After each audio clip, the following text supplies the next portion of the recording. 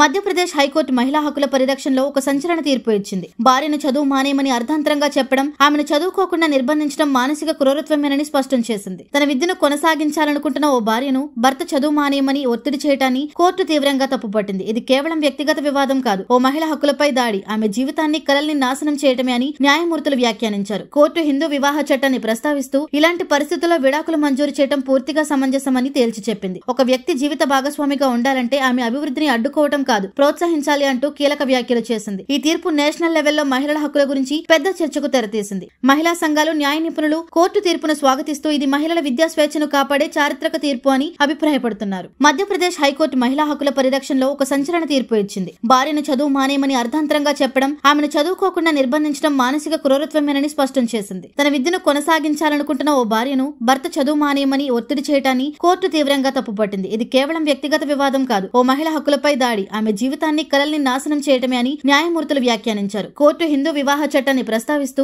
ఇలాంటి పరిస్థితుల్లో విడాకులు మంజూరు చేయడం పూర్తిగా సమంజసమని తేల్చి చెప్పింది. ఒక వ్యక్తి జీవిత భాగస్వామిగా ఉండాలంటే ఆమె అభివృద్ధిని అడ్డుకోవటం కాదు, ప్రోత్సహించాలి అంటూ కీలక వ్యాఖ్యలు చేసింది. ఈ తీర్పు నేషనల్ లెవెల్లో మహిళల హక్కుల గురించి పెద్ద చర్చకు తెరతీసింది. మహిళా సంఘాలు, న్యాయ నిపుణులు కోర్టు తీర్పును స్వాగతిస్తూ ఇది మహిళల విద్యా స్వేచ్ఛను కాపాడే చారిత్రక తీర్పు అని అభిప్రాయపడుతున్నారు.